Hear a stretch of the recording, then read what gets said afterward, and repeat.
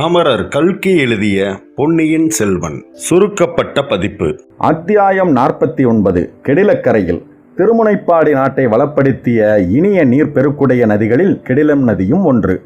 ஐப்பசி மாதம் ஆரம்பத்தில் கெடில நதியில் வழக்கத்தை விட அதிகமாகவே வெள்ளம் போய்க் கொண்டிருந்தது. இந்த நதிக்கரையில் தொண்டை நாட்டிலிருந்து சோழ நாட்டிற்கு செல்லும் ராஜபாட்டை கெடில நதியை கடக்கும் துறை எப்போதும் கலகலவென்று இருக்கும். பிரயாணிகள் அங்கே வண்டிகளிலிருந்து மாட்டை அவிழ்த்துவிட்டு கட்டு சாதம் உண்பார்கள். உச்சி வேளையில் ஒரு பெரும் ஆரவாரம் திடீரென்று சற்று தூரத்தில் சாலையில் எழுந்தது கேட்டு பிரயாணிகள் வியப்புற்றார்கள். கட்டியக்காரர்கள், எக்காலம் ஊதுவோர், பரிச்சின்னம் ஏந்துவோர், பரிவாரங்களுக்கு பின்னால் 3 குதிரைகள் ஒன்றின் பக்கம் ஒன்றாக வந்தன. 3 குதிரைகளின் மீதும் 3 இளம் வீரர்கள் வீற்றிருந்தார்கள். 3 குதிரைகளும் வந்து தண்ணீர் கரையோரம் நின்றன. குதிரைகளுக்கு பின்னால் வந்த ரதம் சற்று அப்பால் அரச மரத்தடியில் நின்றது. அந்த ரதத்தில் 80 வயதான வீரக்கிழவர் திருக்கோவலூர் மலையமான் இருந்தார். தண்ணீர் கரை ஓரத்தில் குதிரை மேலிருந்த வண்ணம் ஆதித்த கரிகாலன் திரும்பி அவரை பார்த்தான். பின்னால் ரதத்தில் வந்த கிழவர் சமிக்ஞை செய்யவே ஆதித்த கரிகாலன் குதிரையை திருப்பிக் கொண்டு அவர் வீட்டிலிருந்த ரதத்தின் அருகில் சென்றான். குழந்தாய் கரிகாலா, நான் இவ்விடத்தில் உங்களிடம் விடைபெற்று கொண்டு திருக்கோவலூர் போக எண்ணுகிறேன். போவதற்கு முன்னால் உன்னிடம் சில முக்கிய விஷயங்களை சொல்ல வேண்டும். சற்று குதிரையிலிருந்து இறங்கி அந்த அரச மரத்தடியில் உள்ள மேடைக்கு வா என்றார். அப்படியே ஆகட்டும் தாத்தா என்று ஆதித்த கரிகாலன் குதிரையிலிருந்து கீழே குதித்தான். கிழவரும் ரதத்திலிருந்து இறங்கினார். இருவரும் அரச மரத்தடி மேடைக்கு சென்றார்கள். அப்போது பார்த்திபேந்திரன் கந்தமாறனை பார்த்து, நல்ல வேளையாக போயிற்று. இந்த கிழவர் விடேன் தொடேன் என்று நம்முடன் நெடுகிலும் வந்து விடுவாரோ என பயந்து கொண்டிருந்தேன் என்றான். அப்படி தொடர்ந்து வந்தால் இவரை வெள்ளாற்றின் பிரவாகத்தில் தள்ளி முழுக அடித்து விடுவது என்று நான் எண்ணியிருந்தேன் என்றான் கந்தமாறன். இருவரும் தங்கள் பேச்சில் தாங்களே சிரித்து மகிழ்ந்தார்கள். ஆதித்த கரிகாலனை பார்த்த மலைநாடு உடையாராகிய திருக்கோவலூர் மலையமான், கேள் கரிகாலா, எதிரிகள் தொழுத கையிலும் அழுத கண்ணீரிலும் கொடிய ஆயுதங்கள் இருக்கக்கூடும் என்று கூறிய திருவள்ளுவர் வெளிப்பகையை காட்டிலும் உட்பகை கொடியது என்றும் கூறியிருக்கிறார். வாளை போல் வெளிப்படையாக எதிர்த்து நிற்கும் பகைவர்களிடம் பயப்பட வேண்டியதில்லை. சிநேகிதர்கள் போல நடிக்கும் பகைவர்களிடமே பயப்பட வேண்டும் என்று சொல்லியிருக்கிறார். கேளிரை போல் நடிக்கும் பகைவர்கள் மத்தியில் இப்போது போகிறாய். நான் வேண்டாம் என்று தடுத்தும் கேட்காமல் நீ போகிறாய். ஏதோ ராஜ்யம் சம்பந்தமாக தகராறு நேர்ந்து விட்டதாகவும் அதை தீர்த்து வைக்கப் போவதாகவும் உன்னை அழைத்திருக்கிறார்கள். சம்புவரையன் மகள் ஒருத்தியை உன் கழுத்தில் கட்டிவிட உத்தேசித்து உன்னை அழைத்திருப்பதாகவும் அறிகிறேன். ஆனால் அவர்களுடைய உண்மையான நோக்கம் இன்னதென்பது எனக்கு தெரியாது. நீயும் அறிந்திருக்க முடியாது. உனக்கு பெண் கொடுப்பதற்கு இந்த பாரத தேசத்தில் மன்னர்கள் பலர் காத்திருக்கிறார்கள். இந்த சம்புவரையன் மகள்தான் வேண்டுமென்பதில்லை. ராஜ்யத்தை உனக்கு பாதி என்றும் மதுராந்தகனுக்கு பாதி என்றும் பிரித்து கொடுக்க சமாதானம் செய்விக்கப் போகிறார்கள் என்றும் கேள்விப்படுகிறேன். இதில் என்ன சூது இருக்குமோ சூழ்ச்சி இருக்குமோ எனக்கு தெரியாது. நான் உடனே திருக்கோவலூருக்கு சென்று என்னுடைய பாதுகாப்பு படைகளை எல்லாம் திரட்டி கொண்டு வந்து வெள்ளாற்றங்கரையில் தங்கியிருப்பேன். சம்புவரையர் அரண்மனையில் இருக்கும்போது உனக்கு ஏதேனும் சந்தேகம் தோன்றினால் எனக்கு உடனே சொல்லி அனுப்பு. இதை கேட்ட ஆதித்த கரிகாலன் ஒரு நெடிய பெருமூச்சு விட்டு, தாத்தா, நான் போய் வரவா என்றான். நானும் முதலில் உன்னை போக வேண்டாம் என்றேன். அப்புறம் போகும்படி சொன்னேன். உன் தம்பியை பற்றிய செய்தி கேட்ட பிறகு நீ போவதே நல்லது என்று தீர்மானித்தேன். அருள்மொழிவர்மன் இறந்திருப்பான் என்று நான் நம்பவில்லை. நானும் நம்பவில்லை தாத்தா. போகும் காரியத்தை முடித்து கொண்டு வெகு சீக்கிரமாகவே காஞ்சிக்கு திரும்பி விடுவேன். தாத்தா, திரும்பி வந்ததும் என் தம்பியை கண்டுபிடித்து கொண்டு வருவதற்கு கப்பல் ஏறி புறப்படுவேன் என்றான் ஆதித்த கரிகாலன். மணிமுத்தா நதி வெள்ளாற்றில் கலக்கும் வனப்பு வாய்ந்த இடத்தை தாண்டி ஆதித்த கரிகாலனும் அவனுடைய தோழர்களும் பரிவாரங்களும் வந்து கொண்டிருந்தார்கள். அச்சமயம் அவர்களுக்கு எதிராக சாலையில் 2 குதிரைகள் புழுதியை கிளப்பிக் கொண்டு வெகு வேகமாக வருவதை அவர்கள் பார்த்தார்கள். கண்மூடி திறக்கும் நேரத்தில் அக்குதிரைகள் அவர்களை நெருங்கி வந்துவிட்டன. அவை வந்த வேகத்தை பார்த்தால் இளவரசர் கோஷ்டி எதிரில் வருவதை கூட கவனிக்காமல் தாண்டி போய்விடும் என தோன்றியது. அவ்வளவு அகம்பாவம் பிடித்தவர்கள் யார் என்று பார்ப்பதற்காக கந்தமாறனும் பார்த்திவேந்திரனும் வேல்களை நீட்டி சாலையின் குறுக்கே வழியை மறிக்க ஆயத்தமானார்கள். ஆனால் வந்த குதிரைகள் அவர்களுக்கு சிறிது தூரத்தில் தடால் என்று பிடித்து கொண்டு இழுத்து நிறுத்தப்பட்டன. வந்தியத்தேவனும் ஆழ்வார்க்கடியானும் குதிரைகள் மீதிருந்து கீழே குதித்தார்கள். வந்தியத்தேவனை கண்டதும் இளவரசன் ஆதித்த கரிகாலனுக்கு குதூகலம் தாங்கவில்லை. அவனும் குதிரை மீதிருந்து கீழே குதித்து முன்னேறி சென்று வந்தியத்தேவனை கட்டித் தழுவி கொண்டான்.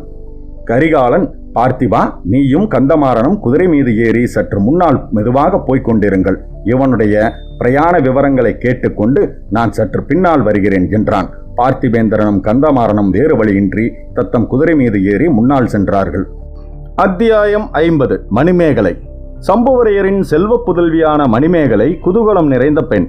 தந்தையும் தாயும் தமையன் கந்தமாறனும் அவளை குழந்தை பிராயம் முதல் அன்பும் ஆதரவுமாக பேணி வளர்த்து வந்தார்கள். சம்புவரையரின் அரண்மனையில் அவள் கொடுங்கோல் அரசியாக விளங்கி வந்தாள். அவள் இட்டதே மாளிகைக்குள் சட்டமாக நடந்து வந்தது. சில காலத்திற்கு முன்பு வரையில் மணிமேகலையின் வாழ்க்கை ஆட்டமும் பாட்டமும் களியாட்டமுமாக கழிந்து வந்தது. 4-5 மாதத்திற்கு முன்னால் அவளுடைய வாழ்க்கையில் முதலாக ஒரு தடங்கல் ஏற்பட்டது. அவளது விருப்பத்திற்கு விரோதமான காரியத்தை அவள் செய்ய வேண்டும் என்று வீட்டு பெரியவர்கள் பிடிவாதம் பிடிக்க ஆரம்பித்தார்கள். கந்தமாறன் தஞ்சாவூர் சிம்மாசனத்தில் அவளை ஏற்றி வைக்க தீர்மானித்திருப்பதாக ஆசை காட்டினான். ஏற்கனவே சின்ன பழுவேட்டரையரின் மகளை மணந்தவனான மதுராந்தகனுக்கு இவளையும் மனம் புரிந்து கொடுக்கப் போவதாக கூறினான். மதுராந்தகன் தான் அடுத்த சக்கரவர்த்தியாக போகிறான் என்று ஜாடைமாடையாக சொன்னான். மதுராந்தகனை மணந்தால் 3 உலகங்களுக்கும் மணிமேகலை சக்கரவர்த்தினியாக விளங்குவாள் என்றும் அவள் வயிற்றில் பிறக்கும் பிள்ளையும் ஒருவேளை சாம்ராஜ்யம் ஆளும் பேறு பெறுவான் என்றும் கூறினான். இதற்கெல்லாம் அவளுடைய பெற்றோர்களும் ஒத்துப்பாடினார்கள். ஆனால் மணிமேகலைக்கு இந்த பேச்சு ஒன்றும் பிடிக்கவில்லை. மதுராந்தகன் வீரமற்றவன் என்றும் போர்க்களத்தையே பார்த்து அறியாதவன் என்றும் நேற்று வரை உடம்பெல்லாம் விபூதி பூசி ருத்ராட்சம் அணிந்து சாமியாராக போவதாக சொல்லி வந்தவன் என்றும் அறிந்திருந்தாள். போததற்கு ஏற்கனவே அவனுக்கு ஒரு கல்யாணம் ஆகியிருந்தது. தஞ்சாவூர் அரண்மனை பெண்களோ மிகவும் கர்வக்காரிகள். தங்களுக்குத்தான் நாகரிகம் தெரியும் என்று எண்ணி மற்ற ஊர்க்காரர்களை அலட்சியம் செய்கிறவர்கள். இதையெல்லாம் எண்ணி மணிமேகலை மிக்க எரிச்சல் கொண்டாள். தஞ்சாவூர் சிம்மாசனமே கிடைப்பதாக இருந்தாலும் சரி, மதுராந்தகனை மணந்து கொள்ள முடியாது என்று அடம் பிடித்தாள். அப்புறம் இன்னொரு செய்தி தெரிய வந்த போது அவளுடைய மன உறுதி வலுவடைந்தது. பெரிய பழுவேட்டரையர் கடம்பூருக்கு வந்திருந்த போது பின்னோடு இளையராணி நந்தினியும் வந்திருந்ததாக சொன்னார்கள். ஆனால் அவள் அந்தப்புறத்திற்குள்ளேயே வரவில்லை. கடம்பூர் அரண்மனை பெண்களை பார்க்கவும் இல்லை. இது முதலில் வியப்பை அளித்தது. அரண்மனை பெண்கள் அதை பற்றி பரிகாசமாகவும் நிந்தனையாகவும் பேசிக்கொண்டார்கள். பிறகு கொஞ்சம் கொஞ்சமாக உண்மை தெரிந்தது. 3 பல்லக்கில் இளையராணி வரவில்லை என்றும் மதுராந்தகன் வந்திருந்தான் என்றும் அறிந்தபோது மணிமேகலையின் அருவருப்பு அதிகமாயிற்று. சீச்சி, இப்படி பயந்து கொண்டு 3 பல்லக்கில் பெண் வேஷம் தரித்து கொண்டு வருகிறவனையா நான் மணவாளனாக வரிப்பேன்? ஒரு நாளும் இல்லை என்று மணிமேகலை உறுதியடைந்தாள். ஆகையால் தமையன் கந்தமாறனுடன் மணிமேகலை முடிவில்லா விவாதம் தொடங்கினாள். கந்தமாறனுக்கு இது அளவில்லாத கோபத்தை உண்டாக்கியது. மறுபடியும் சென்ற சில நாளாக மணிமேகலை சிறிது உற்சாகம் கொள்ளத் தொடங்கியிருந்தாள். மதுராந்தகனுக்கு அவளை மனம் செய்து கொடுக்கும் எண்ணத்தை அவள் பெற்றோர்களும் தமையன் கந்தமாறனும் கைவிட்டதை அறிந்ததில் சிறிது உற்சாகம் உண்டாயிற்று. சக்கரவர்த்தியின் மூத்த புதல்வரும் பட்டத்து இளவரசருமான ஆதித்த கரிகாலருக்கு மணிமேகலையை கொடுப்பது பற்றி அவர்கள் ஜாடைமாடையாக பேசியது அவள் காதில் விழுந்தது. ஆதித்த கரிகாலரின் வீரதீர பராக்கிரமங்களை பற்றி அறியாதவர்கள் ஆண்களிலோ பெண்களிலோ தமிழகத்தில் யாரும் இல்லை. அவர் ஏதோ காரணத்தினால் மனம் புரிந்து கொள்ள மறுத்து வருகிறார் என்பதையும் அறிந்திருந்தார்கள். அப்படிப்பட்டவரை மணந்து கொள்வது என்றால் அது கனவிலும் கருத முடியாத பாக்கியம் அல்லவா? இந்த பரந்த பாரத கண்டம் முழுவதிலும் எத்தனை ராஜகுல பெண்கள் அந்த பேறு பெறுவதற்காக தவம் கிடக்கிறார்கள்? இதையெல்லாம் எண்ணி மணிமேகலை ஒருவாறு உற்சாகம் கொண்டாள். காஞ்சியிலிருந்து ஆதித்த கரிகாலரும் தஞ்சாவூரிலிருந்து பெரிய பழுவேட்டரையரும் கடம்பூர் மாளிகைக்கு விருந்தாளிகளாக வரப்போகும் செய்தி அவளுக்கு மீண்டும் பழைய மாதிரி குதூகலத்தை அளித்தது. இந்த தடவை பழுவேட்டரையர் தம் இளையராணியையும் அழைத்து வருகிறார். அவளுடைய அழகையும் குணத்தையும் அறிவாற்றலையும் பற்றி மணிமேகலை கந்தமாறனிடமிருந்து ரொம்பவும் கேள்விப்பட்டிருந்தாள். இந்த புதிய கல்யாண பேச்சிற்கு காரணமானவளே பழுவூர் இளையராணிதான் என்றும் கந்தமாறன் சொல்லியிருந்தான். அவள் கடம்பூர் அரண்மனையில் இருக்கும் போது அவளை தக்கபடி உபசரிப்பதில் மணிமேகலை முன்னால் நிற்க வேண்டும் என்றும் சொல்லியிருந்தான். மணிமேகலையின் உள்ளமும் அதற்கு தக்க பரிபக்குவம் அடைந்திருந்தது. பழுவூர் ராணியிடம் நல்லபடியாக சிநேகம் செய்து கொண்டு அவளுடைய பழக்கத்தினால் தஞ்சாவூர் அரண்மனை பெண்களை நாகரிகத்தில் தோற்கடிக்கக்கூடியவளாக தான் ஆகிவிட வேண்டும் என்று ஆசைப்பட்டாள். ஆதலினால் 1 வார காலமாக மணிமேகலை ஒரே உற்சாகத்தில் மூழ்கியிருந்ததுடன் பரபரப்புடன் அரண்மனையில் அங்குமிங்கும் ஓடி விருந்தாளிகளுக்கு வேண்டிய வசதிகளை மேற்பார்வை செய்வதில் ஈடுபட்டிருந்தாள். முக்கியமாக பழுவூர் இளையராணிக்கென்று ஒதுக்கப்பட்டிருந்த அரண்மனை பகுதியில் சகல வசதிகளும் ஏற்படுத்தி வைப்பதில் அவள் கவனம் செலுத்தியிருந்தாள். பழுவூர் ராணி தங்கப்போகும் அறையில் ஒவ்வொரு பொருளையும் 30 தடவை பெயர்த்து எடுத்து வெவ்வேறு இடத்தில் வைக்கும்படி வற்புறுத்தினாள். இளவரசர் ஆதித்த கரிகாலர் தம்முடைய சிநேகிதர்களுடன் தங்கப்போகும் அறைகளையும் அடிக்கடி போய் பார்த்து வந்தாள். கடம்பூர் சம்புவரையர் மாளிகையின் முன்வாசல் அன்று மாலை கண்டறியாத அற்புத காட்சிகளை கண்டது. கண்ணுக்கெட்டிய தூரம் ஜனங்கள் திரளாக நெருக்கியடித்துக் கொண்டு ஆதித்த கரிகாலரின் வீரத் திருமுகத்தை பார்க்கும் ஆர்வத்தினால் நின்றார்கள். 12வது வயதில் போர்க்களம் புகுந்து கையில் கத்தி எடுத்து பகைவர் பலரை வெட்டி வீழ்த்தியவரும், சேவூர் போர்க்களத்தில் பாண்டிய படையை முறியடித்து வீரபாண்டியன் பாலைவனத்துக்கு ஓடி பாறை குகையில் ஒளிந்து கொள்ளும்படி செய்தவரும், 19வது வயதில் வீரபாண்டியனுடைய ஆபத்துதவி படையை சின்னாபின்னம் செய்து அவன் ஒளிந்திருந்த இடத்தை கண்டுபிடித்து அவன் தலையை வெட்டி கொண்டு வந்தவருமான இளவரசரை பார்ப்பதற்கு யார்தான் ஆர்வம் கொள்ளாமல் இருக்க முடியும்? கோட்டை வாசலை அடைந்த 3 குதிரைகள் மீதும் வீட்டிருந்தவர்கள் ஆதித்த கரிகாலரும் பார்த்திபேந்திரனும் வந்தியத்தேவனும் தான். அவர்களை தொடர்ந்து வந்த யானை, குதிரை, பரிவாரங்கள் எல்லாம் வெகு தூரம் பின்னாலேயே அந்த பெரிய ஜனசமுத்திரத்தினால் தடை செய்யப்பட்டு நின்றுவிட்டன. குதிரைகள் வந்து மாளிகை வாசலில் நின்றது. ஒரு பெரிய முழக்கம் எழுந்தது. மேல் மாடியிலிருந்து மலர் மாறி பொழிந்தது. கரிகாலனும் மற்ற இருவரும் முன்வாசல் மேல் மண்டபத்திற்கு சென்றபோது அங்கிருந்த பெண்கள் திரும்பி படியில் இறங்கி வரும் சமயமாக இருந்தது. கரிகாலன் கந்தமாறனை பார்த்து, நண்பனே, தாய்மார்களை எல்லாம் நமக்காக இங்கு வந்து காத்திருக்கும்படி செய்யலாமா? அது பெரும் தவறு. நாமல்லவா அவர்கள் இருக்குமிடம் சென்று நமது வணக்கத்தை செலுத்த வேண்டும் என்று கூறிவிட்டு பெண்மணிகளுக்கு வணங்கி வழிவிட்டு நின்றான். ஒவ்வொருவராக இறங்கிய போது கந்தமாறனிடம் யார் யார் என்று கேட்டு தெரிந்து கொண்டான். நந்தினியை பார்த்ததும், ஓ, பழுவூர் இளைய பாட்டி அல்லவா? உண்மையாகவே வந்திருக்கிறார்களா? மிகவும் சந்தோஷம் என்றான். நந்தினி ஒன்றும் சொல்லாமல் அவனை தன் கூரிய கண்களால் பார்த்துவிட்டு சென்றாள். பின்னால் வந்த மணிமேகலையை பார்த்து, ஓஹோ, இவள் உன் தங்கை மணிமேகலையாக இருக்க வேண்டும். சித்திரத்தில் எழுதிய கந்தர்வ கன்னிகையைப் போல இருக்கிறாள். இவளுக்கு விரைவில் ஒரு நல்ல மாப்பிள்ளையை பார்த்து கல்யாணம் பண்ணி வைக்க வேண்டும் என்றான். மணிமேகலை வெட்கத்தினால் குளிந்த கன்னங்களுடன் கடைக்கண்ணால் பார்த்துவிட்டு மடமடவென்று கீழே இறங்கினாள். பெண்கள் எல்லோருமே சென்ற பிறகு கரிகாலன் அந்த மேல் மாடத்தின் முகப்புக்கு சென்று நின்றான்.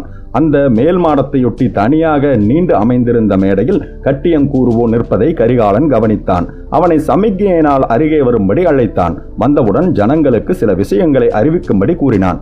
கட்டியங்கூறுவோன் திரும்பிச் சென்று பேரிகையை சில தடவை முழக்கினான்.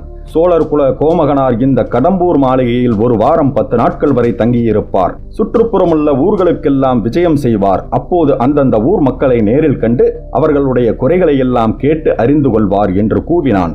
அவ்வளவுதான். இதுவரையில் அந்த ஜனக்கூட்டத்தில் எழுந்த ஆரவாரமெல்லாம் நிசப்தம் என்று சொல்லும்படியாக அவ்வளவு பெரிய பேரிரைச்சல் கிளம்பியது. அத்தியாயம் 51. அனிருத்தரின் குற்றம். காலையில் அனிருத்த பிரம்மராயர் பூஜை புனஸ்காரம் ஆகியவற்றை முடித்துக்கொண்டு மாளிகையில் முன்முகப்புக்கு வந்து சேர்ந்தார். தன்னை காண்பதற்கு யார் யார் வந்து காத்திருக்கிறார்கள் என்று சேவகனை பார்த்து கொண்டு வரச் செய்தார். காத்திருந்தவர்களில் ஆழ்வார்க்கடியான் ஒருவன் என்று தெரிந்ததும் அவனை உடனே கூட்டி வரும்படி ஆக்ஞாபித்தார். ஆழ்வார்க்கடியான் தன் குருநாதரின் முன்னால் விரைந்து வந்து பயபக்தி வினயத்துடன் நின்றான். குருதேவரே, நேற்று மாலை இங்கு அடித்த புயல் சோழ நாட்டு கடற்கரை ஓரமாக அதாகதம் செய்து விட்டிருக்கிறதாம். தங்கள் அரண்மனை வாசலில் நாலாபுரம் இருந்தும் தூதர்கள் வந்து காத்திருக்கிறார்கள். நாகைப்பட்டினத்திற்கு பெரிய ஆபத்து என்று கேள்விப்படுகிறேன். கடல் பொங்கி வந்து நகரையே மூழ்கடித்து விட்டதாக சொல்கிறார்கள். அதை பற்றி தங்களிடம் விசாரிப்பதற்கு இளைய பிராட்டியே இங்கு வந்தாலும் வரக்கூடும் என்று முடித்தான் ஆழ்வார்க்கடியான். அவன் சொல்லி வாய் மூடுவதற்குள்ளே அரண்மனை வாசலில் ஜெயகோஷ துணிகள் கேட்டன. திருமலை, நீ எப்போது ஞான திருஷ்டி பெற்றாய்? இளைய பிராட்டிதான் வருகிறார் போல இருக்கிறது என்று சொல்லிக்கொண்டு அனிருத்தர் எழுந்து வாசலை நோக்கி நடந்தார். அதற்குள் அதே வாசல் வழியாக குந்தவை தேவியும் வானதியும் உள்ளே பிரவேசித்தார்கள். தேவி, என்னை பார்க்க வேண்டும் என்று சொல்லி அனுப்பினால் நானே வந்திருக்க மாட்டேனா? இவ்வளவு அவசரமாக வந்த காரணம் என்ன? சக்கரவர்த்தி நலமாக இருக்கிறார் அல்லவா என்று கேட்டார். குந்தவை முதன் மந்திரி அனிருத்தரை பார்த்து, சக்கரவர்த்தியின் தேக சுகம் எப்போதும் போல இருக்கிறது ஐயா, ஆனால் மனதுக்கு கொஞ்சமாக சரியில்லை. நேற்று இரவு அடித்த கடும் புயல் தந்தையின் மனதை ரொம்பவும் பாதித்திருக்கிறது. இரவெல்லாம் அவர் தூங்கவில்லை. குடிசைகளில் வாழும் ஏழை எளிய மக்கள் என்ன கஷ்டப்பட்டிருப்பார்கள் என்பதை எண்ணி அடிக்கடி புலம்பினார். பொழுது விடிந்தவுடன் தங்களை போய் பார்க்கும்படி சொன்னார். புயலினால் கஷ்ட நஷ்டம் அடைந்தவர்களுக்கெல்லாம் உடனே உதவி அளிக்க ஏற்பாடு செய்ய வேண்டுமாம். அதை தங்களிடம் சொல்லுவதற்காகவே முக்கியமாக வந்தேன். ஐயா, வாசலில் வந்து காத்திருப்பவர்களுக்கு சொல்ல வேண்டியதை சொல்லி அனுப்பிவிட்டு வாருங்கள். மிக முக்கியமான காரியங்களை பற்றி தங்களிடம் ஆலோசனை கேட்க வேண்டியிருக்கிறது என்றாள் இளைய பிராட்டி குந்தவை. இதோ வந்து விடுகிறேன் தாயே, எனக்கும் தங்களிடம் பேச வேண்டியது இருக்கிறது என்று சொல்லிவிட்டு அனிருத்தர் சென்றார். முதன் மந்திரி தம் அரண்மனை ஆசார வாசலில் காத்திருந்தவர்களை பார்த்து பேசி அனுப்பிவிட்டு விரைவிலேயே திரும்பி வந்தார். ஐயா, அந்த ஊமை தாயை அழைத்து கொண்டு வந்து விடுவீர்களா என்றாள் குந்தவை. தாயே, அந்த மாதரசியை பற்றி தங்களுக்கு என்ன தெரியும்? எப்படி தெரிந்தது என்றார் அனிருத்தர். ஐயா, சில தினங்களுக்கு முன்பு சக்கரவர்த்தியே என்னிடம் அந்த மாதரசியை பற்றி சொன்னார். என்ன, அவள் உயிரோடு இருப்பதாக சொன்னாரா என்ன? இல்லை ஐயா, 25 வருடங்களுக்கு முன்னால் நடந்த நிகழ்ச்சிகளை சொன்னார். அவள் இறந்து போய்விட்டதாகவே எண்ணிக்கொண்டிருக்கிறார். அதனாலே தான் அவருடைய சித்தம் கலங்கி போயிருக்கிறது. அந்த ஊமை தாய் கடலில் விழுந்து இறந்து போய்விட்டதாக தாங்கள் தானே தெரிந்து கொண்டு வந்து என் தந்தையிடம் சொன்னீர்களாம். பின் அந்த மாதரசி உயிரோடு இருக்கும் செய்தி தங்களுக்கு எப்படி தெரிந்தது? தேவி, 25 ஆண்டுகளுக்கு மேலாக அது எனக்கு தெரிந்த விஷயம்தான். என்ன 25 வருடங்களாக தெரிந்துமா என் தந்தையிடம் தாங்கள் சொல்லவில்லை? ஐயா, அவள் இறந்துவிட்டாள் என்ற எண்ணத்தினால் என் தந்தை எத்தனை மனவேதனைக்கு உள்ளானார் என்பதெல்லாம் தங்களுக்கு தெரியாதா? தெரியும் தாயே, தெரியும். தெரிந்துமா அவரிடம் உண்மையை சொல்லாதிருந்தீர்கள்? அனிருத்தர் ஒரு பெரிய நெடிய மூச்சு விட்டார். அவர் உள்ளத்தில் ஒரு போராட்டம் நிகழ்ந்தது என்பதை அவருடைய முகம் எடுத்து காட்டியது. பின்னர் அவர் கூறினார், தேவி, 25 வருடங்களுக்கு முன்னால் நான் ஒரு குற்றம் செய்தேன். முதலாக அதை இப்போது தங்களிடம் தான் சொல்லுகிறேன். கரையர் மகளை தேடி வரும்படி தங்கள் தந்தை என்னை அனுப்பினார் அல்லவா? விரைவாக குதிரை மீது செல்லும் ஆட்களுடன் நானும் போனேன். கோடிக்கரை போய் சேர்ந்தோம். அங்கே கொந்தளித்துக் கொண்டிருந்த கடலில் அவள் கலங்கரை விளக்கத்தின் உச்சியிலிருந்து விழுந்து விட்டாள் என்பதை அறிந்தோம். அந்த பயங்கர காட்சியை நேரில் பார்த்தவர்கள் சொன்னார்கள். தியாகவிடங்கரே நடுங்கிய குரலில் நாக்குளர கூறினார். அதைத்தான் நானும் தஞ்சாவூருக்கு வந்து என் நண்பரிடம் தெரிவித்தேன். இதில் தங்கள் குற்றம் என்ன ஐயா என்றாள் குந்தவை. குற்றம் இதுதான். கரையர் மகள் கடலில் விழுந்தாலே தவிர அதிலே முழுகிச் சாகவில்லை. அந்த கொந்தளித்த கடலில் படகு விட்டு கொண்டு வந்த வளைஞன் ஒருவன் அவளை கண்டெடுத்து படகில் ஏற்றி காப்பாற்றிவிட்டான். கோடிக்கரைக்கு வெகு தூரத்தில் அப்பால் அவன் வந்து கரையேறினான். திரும்ப வரும் வழியில் நான் அந்த கரையேறும் படகை பார்த்தேன். அதில் இருந்த பெண் யார் என்பதையும் தெரிந்து கொண்டேன். அந்த படகுக்காரனிடம் நிறைய பணம் கொடுத்து அவளை பத்திரமாக இலங்கைக்கு கொண்டு போய் சேர்க்கும்படியும் அங்கேயே இருக்கும்படியும் கூறினேன். அவனும் சம்மதித்து சென்றான். நான் திரும்பி தஞ்சை வந்து கரையரின் மகள் கடலில் விழுந்து மாண்டு விட்டதாக கூறினேன். தங்கள் தந்தைக்கு நன்மை செய்வதாக நினைத்து கொண்டுதான் மனமறிந்து அத்தகைய குற்றத்தை செய்தேன். அந்த குற்றம் இத்தனை காலத்திற்கு பிறகு இப்படி ஒரு விபரீதமான விளைவை உண்டாக்கும் என்று எதிர்பார்க்கவில்லை. இளைய பிராட்டி குந்தவை அப்போது குறுக்கிட்டு, ஐயா, தாங்கள் செய்தது குற்றமாக இருந்தாலும் என் தந்தைக்கு நன்மை செய்யும் எண்ணத்துடனேயே செய்தீர்கள். பிறகு அக்கரையர் மகளை பற்றி தாங்கள் கேள்விப்பட்டு வந்தீர்களா என்று கேட்டாள். ஏன், அடிக்கடி கேள்விப்பட்டுதான் வந்தேன். இளவரசு பட்டம் சூட்டி கொண்டதும் சுந்தர சோழர் மதுரை போர்முனைக்கு போனார். நான் காசி கஷேத்திரத்திற்கு சென்றேன். சில ஆண்டுகள் அங்கேயே தங்கி வேதகாம சாத்திரங்கள் பயின்றுவிட்டு திரும்பி வந்தேன். அப்போது பழையாறையில் ஈசான பட்டரின் தந்தை அந்த கரையர் மகளோடு அந்தரங்கமாக உரையாடி கொண்டிருந்ததைக் கண்டு வியந்தேன். அவர் ஒரு அதிசயமான செய்தியை சொன்னார். அந்த கரையர் மகள் பெரிய பிராட்டியின் அரண்மனை தோட்டத்தில் வந்து சில நாள் தங்கியிருந்ததாகவும் 2 குழந்தைகள் பெற்று அங்கேயே போட்டுவிட்டு ஓடிப்போனதாகவும் கூறினார். எப்போதாவது நினைத்து கொண்டு குழந்தைகளை பார்ப்பதற்காக அவள் ரகசியமாக வருவதுண்டு என்றும் தெரிவித்தார். குழந்தைகள் என்ன ஆயின என்று கேட்டேன். அவர் சொல்ல மறுத்து விட்டார். அது செம்பியன் மாதேவிக்கு மட்டுமே தெரிந்த ரகசியம் என்று கூறினார். நானும் அதை பற்றி அதிகம் கிளறாமல் இருப்பதுதான் நல்லது என்று சும்மா விட்டு விட்டேன். தேவி, அருள்மொழி குழந்தை பிராயத்தில் காவேரி நதியில் விழுந்து விட்ட போது அவனை காவேரி அன்னை காப்பாற்றினாள் என்று எல்லோரும் சொல்லுவார்கள் அல்லவா? அப்படி காப்பாற்றியவள் உண்மையில் கரையர் மகள்தான் என்று என் மனதில் அச்சமயமே தோன்றியது. தங்கள் உள்ளத்தில் தோன்றியது உண்மைதான் ஐயா. அருள்மொழி ஈழ நாட்டில் அந்த மாதரசியை பார்த்துவிட்டு வந்து அவ்வாறுதான் சொன்னான். ஐயா, தங்களுக்கு தெரியாதது ஒன்றுமில்லை. ஆயினும் எனக்கு தெரிந்ததை சொல்கிறேன். அந்த கரையர் மகள் இறந்து விடவில்லை, உயிரோடுதான் இருக்கிறாள் என்பதை தந்தைக்கு தெரிவித்து விட்டால் அவருடைய துன்பம் தீர்ந்து மன அமைதி ஏற்பட்டுவிடும் என்றாள் இளைய பிராட்டி. ஆம் அம்மா, நானும் அத்தகைய முடிவிற்குத்தான் வந்திருந்தேன். மந்தாகினி தேவி உயிரோடு இருக்கும் விவரத்தை சக்கரவர்த்தியிடம் தெரிவித்துவிட தீர்மானித்து விட்டேன். ஆனால் வெறுமனே சொன்னால் அவர் நம்ப மாட்டார். முன்னமே நான் கூறியது பொய், இப்போது சொல்வதுதான் உண்மை என்று எவ்விதம் அவரை நம்பச் செய்வது? அதற்காகவே அந்த தேவியை இங்கே அழைத்து வரச் செய்த பிறகு சொல்ல எண்ணினேன். நேரிலே பார்த்தால் நம்பியே தீர வேண்டுமல்லவா என்றார் அனிருத்தர். ஐயா, அந்த மாதிரி திடீரென்று கொண்டு போய் நிறுத்தினால் தந்தைக்கு ஏதேனும் தீங்கு நேரிட்டாலும் நேரிடலாம். முன்னம் தெரிவித்துவிட்டுதான் அவர்களை பார்க்கச் செய்ய வேண்டும் என்றாள் இளைய பிராட்டி. ஆம், அவ்வாறு செய்யத்தான் நான் உத்தேசித்திருக்கிறேன் என்றார் முதன் மந்திரி. சக்கரவர்த்தி விரும்பினால் ஒருமுறை அருள்மொழிவர்மர் ரகசியமாக தஞ்சைக்கு வந்துவிட்டு திரும்பி போகலாம். ஆம், மந்தாகினி தேவியும் அருள்மொழியும் உயிரோடு இருக்கிறார்கள் என்பதை ஒருமுறை கண்ணால் பார்த்து தெரிந்து கொண்டால்தான் சக்கரவர்த்தியின் உள்ளம் அமைதியடையும். அத்தியாயம் 52. குற்றச்சாட்டு. சுந்தர சோழ சக்கரவர்த்தியின் உள்ளமும் உடலும் சில நாளாக பெரிதும் நைந்து போயிருந்தன. அன்று பகற்பொழுது அவர் மனம் சஞ்சலப்பட்டு கொண்டுதான் இருந்தது. பிற்பகலில் சின்ன பழுவேட்டரையர் வந்து அவருடைய சஞ்சலத்தை அதிகப்படுத்திவிட்டார். முக்கியமாக முதன் மந்திரி அனிருத்தர் மீது அவர் பல குற்றச்சாட்டுகளை சுமத்தினார். அவர் தஞ்சைக்கு வந்தது முதல் கோட்டைக்குள் ஜனங்கள் வருவது பற்றிய கட்டுத்திட்டங்கள் எல்லாம் உடைந்து விட்டன என்று கூறினார். முதல் மந்திரியை பார்ப்பதற்கு வருகிறோம் என்று வியாஜத்தினால் கண்டவர்கள் எல்லாம் கோட்டைக்குள் நுழைகிறார்கள் என்றும் இதனால் சக்கரவர்த்தியின் பாதுகாப்புக்கே பங்கம் விளையலாம் என்றும் குறிப்பிட்டார். அந்த 2 குற்றங்களையும் கேட்ட சக்கரவர்த்தி தமக்கு தாமே புன்னகை செய்து கொண்டார். அவற்றை அவர் முக்கியமாக கருதவில்லை. முதன் மந்திரி அனிருத்தர் ஒழுக்கத்தில் மிகச்சிறந்தவர் என்று நாடெல்லாம் பிரசித்தமாயிருக்க அவருடைய நடவடிக்கை அதற்கு நேர்மாறாக இருக்கிறது என்றும் கோடிக்கரையிலிருந்து யாரோ ஒரு பெண்ணை பலவந்தமாக கைப்பற்றி அவர் கொண்டு வந்திருக்கிறார் என்றும் பழுவூர் அரண்மனை பல்லக்கையும் ஆட்களையும் இந்த காரியத்திற்கு உபயோகப்படுத்தியதாகவும் எதற்காக என்பது தெரியாமல் தாம் ஆட்களையும் பல்லக்கையும் அனுப்பிவிட்டதாகவும் ஏதாவது தவறு ஏற்பட்டால் அது பழுவூர் குடும்பத்தின் தலையிலேயே விடியும் என்றும் கூறினார். சக்கரவர்த்தி, இப்படி எல்லாம் இந்த அனிருத்த பிரம்மராயர் செய்து வந்தால் தஞ்சை கோட்டை பாதுகாப்புக்கு நான் எப்படி பொறுப்பு வகிக்க முடியும்? என் தமையனாரும் ஊரில் இல்லாதபடியால் இதையெல்லாம் தங்கள் காதில் போட வேண்டியதாயிற்று. இவ்வாறு சின்ன பழுவேட்டரையர் முறையிட்டது சக்கரவர்த்தியின் மனக்குழப்பத்தை அதிகமாக்கிற்று. ஆகட்டும், இன்று மாலை அனிருத்தர் இங்கே வருகிறார். இதை பற்றியெல்லாம் விசாரிக்கிறேன். முக்கியமாக கோடிக்கரையிலிருந்து ஒரு பெண்ணை பலவந்தமாக பிடித்து வரச் சொன்ன விஷயம் என் மனதை புண்ணாக்கி இருக்கிறது. அது உண்மைதானே தளபதி? சிறிதும் சந்தேகமில்லையே என்று கேட்டார். சந்தேகமே இல்லை. பல்லக்கு தூக்கிகளும் அவர்களுடன் வந்த வீரர்களும் நேற்று நள்ளிரவில் என்னிடம் வந்து சொன்னார்கள் என்று தெரிவித்துவிட்டு காலாந்தகண்டர் சக்கரவர்த்தியிடம் விடைபெற்று சென்றார். அனிருத்தருடைய வரவை அன்று காலையிலிருந்தே சக்கரவர்த்தி எதிர்பார்த்து கொண்டிருந்தார். ஆனால் சூரியன் அஸ்தமிக்கும் சமயத்தில்தான் முதன் மந்திரி வந்தார். முதன் மந்திரி சக்கரவர்த்தி படுத்திருந்த இடத்திற்கு சென்றார். சக்கரவர்த்திக்கும் அவர் அருகில் வீற்றிருந்த வானமாதேவிக்கும் வழக்கமான மரியாதைகளை செலுத்திவிட்டு புயலினால் சோழ நாடெங்கும் நேர்ந்துள்ள சேதங்களை பற்றி விசாரித்து தக்க ஏற்பாடு செய்து கொண்டிருந்ததினால் சீக்கிரமாக வர முடியவில்லை என்று சக்கரவர்த்தியிடம் தெரியப்படுத்தி கொண்டார்.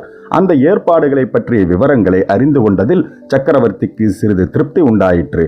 இது என்ன நான் கேள்விப்படுவது? கோடிக்கரையிலிருந்து யாரோ ஒரு பெண்ணை பலவந்தமாக பிடித்து வந்திருக்கிறீர்களாமே? சற்று முன் கோட்டை தளபதி சொன்னார். பிரம்மராயரே, இந்த மாதிரி நடவடிக்கையை உம்மிடம் நான் எதிர்பார்க்கவில்லையே. ஒருவேளை அதற்கு மிக அவசியமான காரணம் ஏதேனும் இருந்திருக்கலாம். அப்படியானால் எனக்கு தெரிவிக்கலாம் அல்லவா? அல்லது எல்லோருமே நான் நோயாளியாகி விட்டபடியால் என்னிடம் ஒன்றுமே சொல்ல வேண்டியதில்லை, என்னை எதுவுமே கேட்க வேண்டியதுமில்லை என்று வைத்துக் கொண்டு விட்டீர்களா? அருள்மொழிவர்மன் கடலில் முழுகாமல் தப்பி கரை சேர்ந்து நாகப்பட்டினம் புத்தவிகாரத்தில் இருப்பதாக குந்தவை கூறுகிறாள்.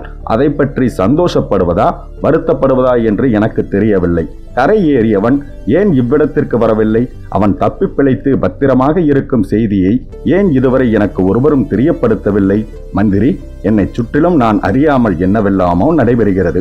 என்னுடைய ராஜ்யத்தில் எனக்கு தெரியாமல் பல காரியங்கள் நிகழ்கின்றன.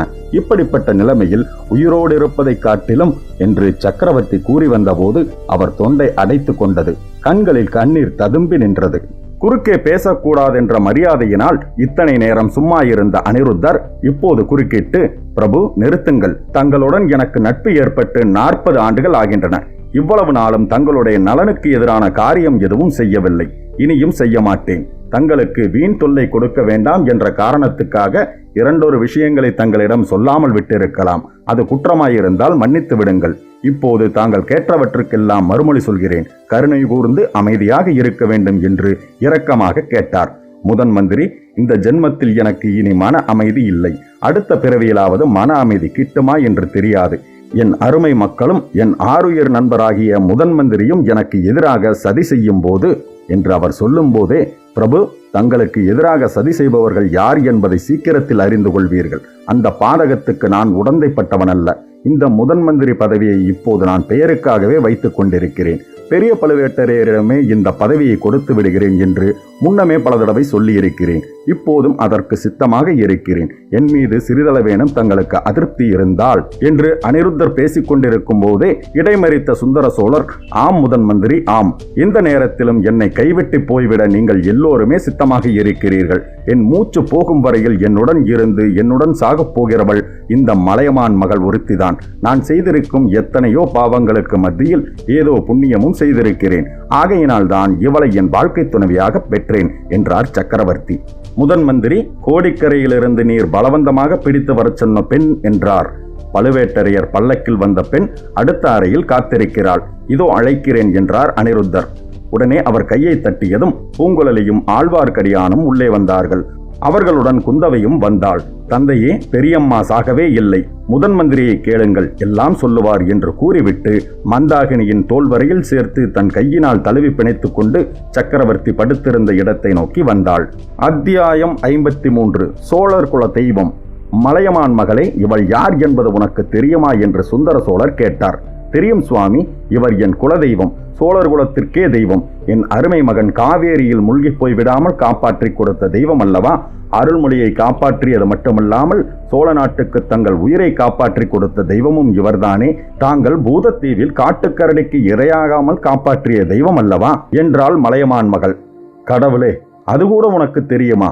இவ்வளவு நாள் உயிரோடு இருந்து வந்திருக்கிறாள் என்பதும் தெரியுமா? சில காலமாக தெரியும். தெரிந்தது முதல் இத்தேவியை ஈழநாட்டிலிருந்து அழைத்து வரும்படி முதன் மந்திரியிடம் சொல்லிக் கொண்டிருந்தேன். அனிருத்தரே, இது என்ன மகாராணி சொல்வது? இவள் உண்மையிலேயே அந்த கரையர் மகள்தானா? இவள் உயிரோடு தான் இருக்கிறாளா?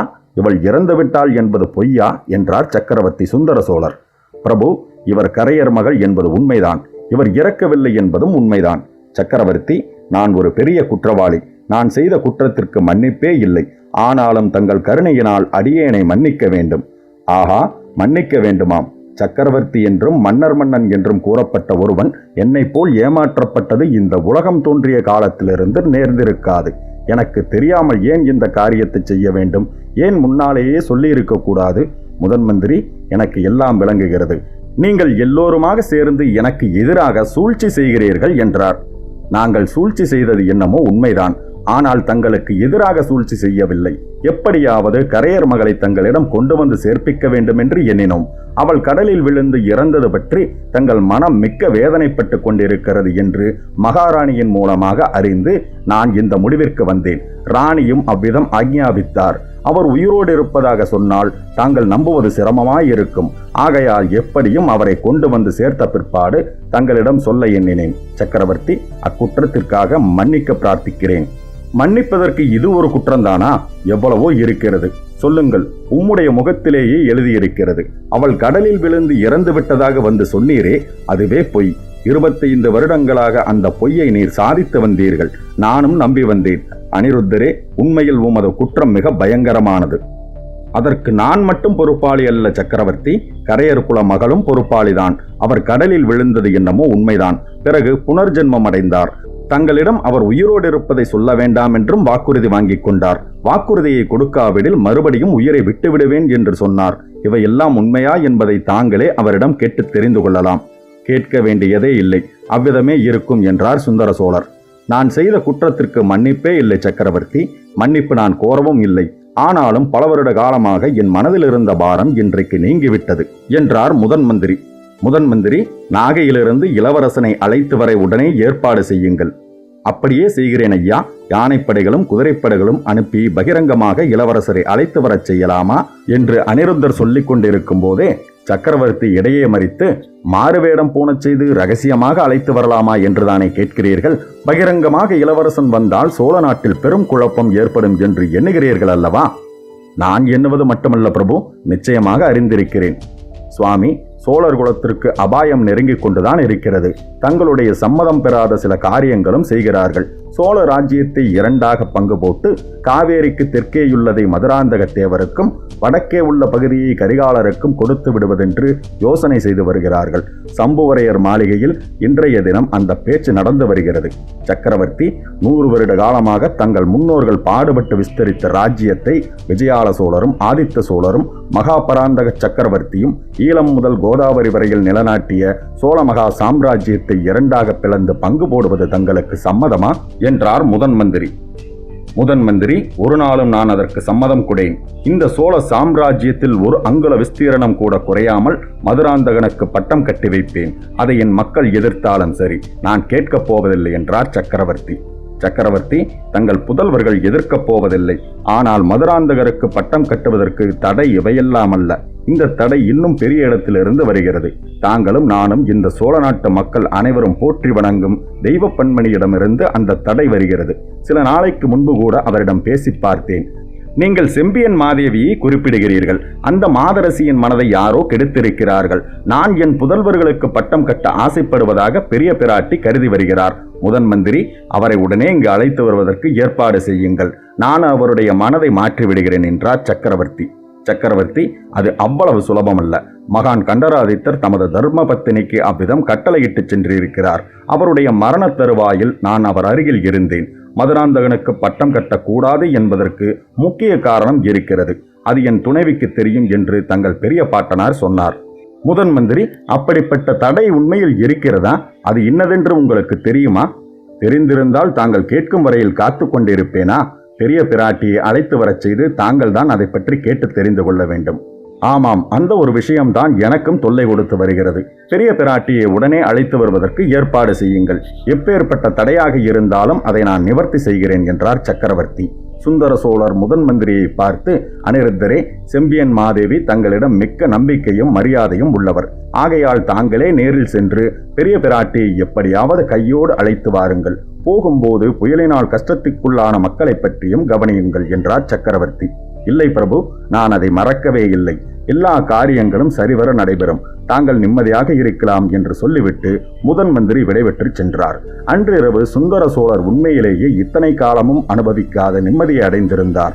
கரையர் குலத்து மந்தாகினி இறக்கவில்லை என்னும் செய்தி மெய்யாகவே அவருடைய நெஞ்சில் வெகுகாலமாக குடிகொண்டிருந்த ஒரு பெரும் பாரத்தை அகற்றிவிட்டது. அருள்மொழிவர்மன் நாகப்பட்டினத்தில் இருக்கிறான் என்ற செய்தியும் அவருக்கு ஆறுதல் அளித்திருந்தது. சூடாமணி விகாரம் மிக பலமான கட்டிடமாதலால் அதில் உள்ளவர்களுக்கு அபாயம் ஒன்றும் நேருவதற்கில்லை என்ற தைரியமும் அவருக்கு இருந்தது. அன்றிரவு சுந்தர சோழ சக்கரவர்த்தி நிம்மதியாக உறங்கினார். கனவுகள் கூட அதிகம் காணவில்லை. அவருக்கு பக்கத்து அறையிலேயே படுத்துறங்கிய அரண்மனை பெண்டிர்களும் நிம்மதியாகவே தூங்கினார்கள்.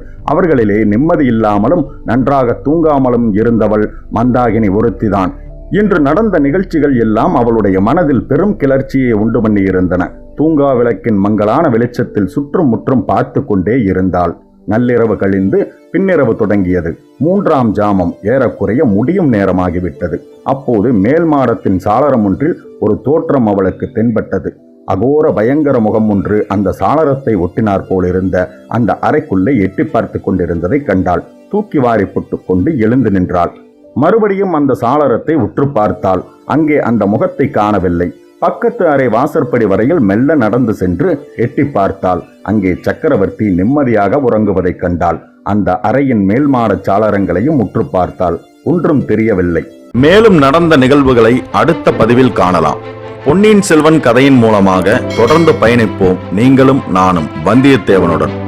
அன்புடன் உங்கள் கார்த்திகேயன்.